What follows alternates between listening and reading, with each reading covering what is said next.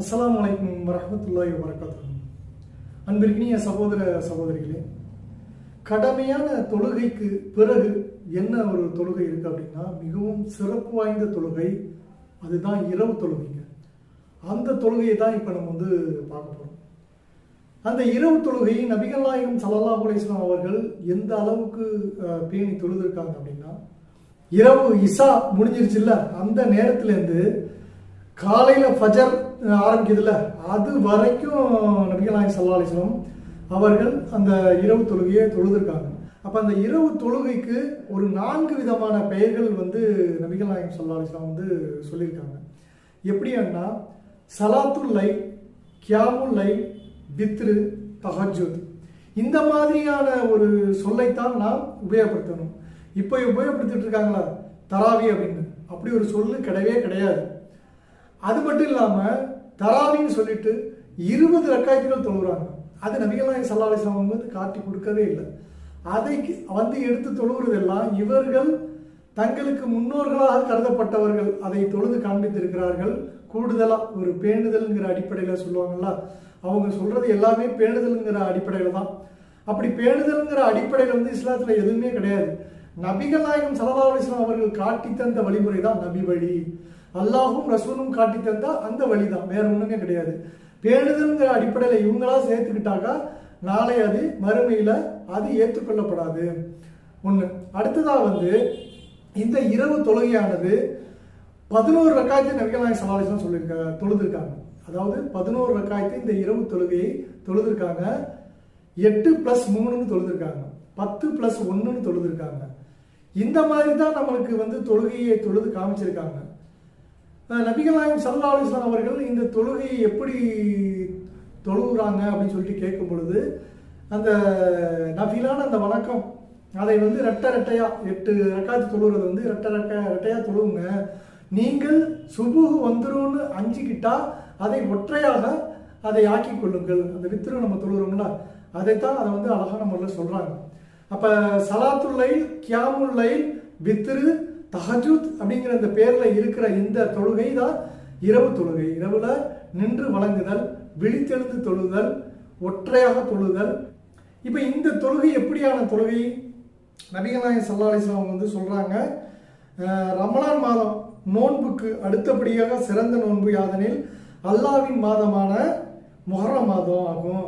கடமையாக்கப்பட்ட தொழுகை அடுத்தபடியாக சிறந்த தொழுகை இரவு தொழுகை, தஹஜ்ஜுத் தொழுகை. இரவு தொழுகைன்னு சொல்றோம்னா நம்ம அந்த தஹஜ்ஜுத் ஆகும். இதை அறிவிக்கிறவங்க அபூ ஹுரைரா ரலியல்லாஹு அன்ஹு, நூல் முஸ்லீம் 2187 நம்ம பார்க்கலாம். இப்ப இந்த தொழுகைக்கான நிறைய விஷயங்கள்லாம் இருக்குது.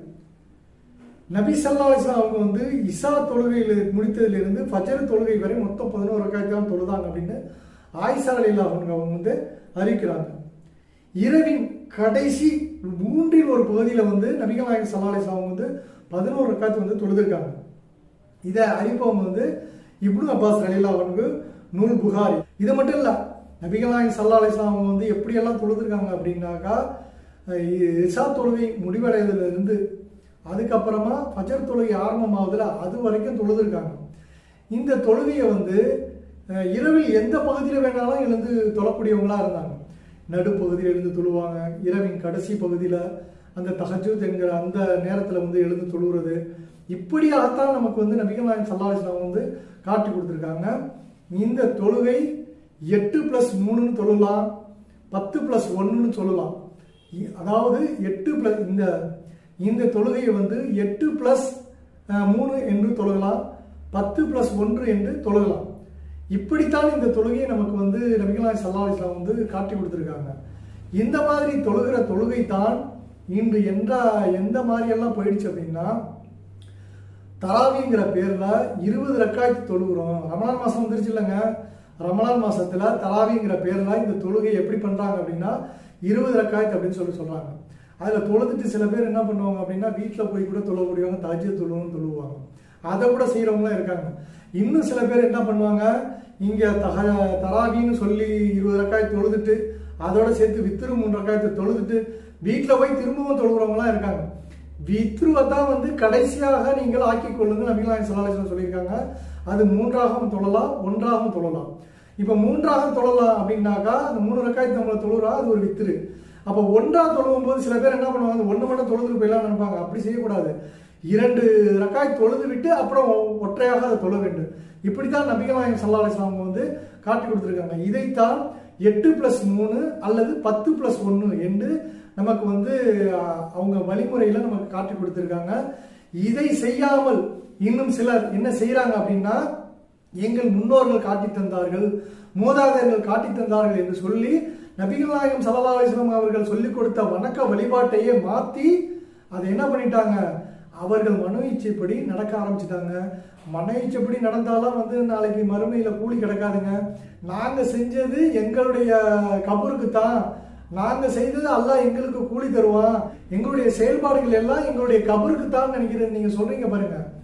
இது ஒரு மடத்தனமான ஒரு வாதம்.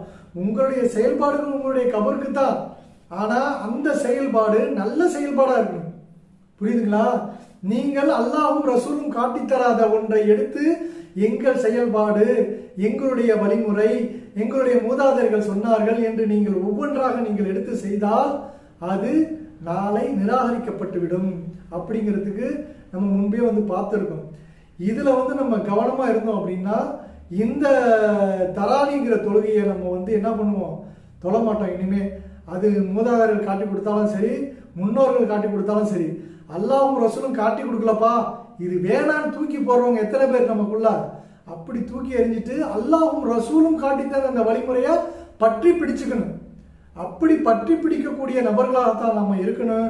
அதை விட்டுவிட்டு முன்னோர்களும் நம்மளுக்கு மூதாதையர்களும் இமாம்களும் காட்டி தந்தார்கள் என்று நம்ம எடுத்து செஞ்சோம்னா அது நமக்கு நாளைக்கு பலன் தரவே தராது.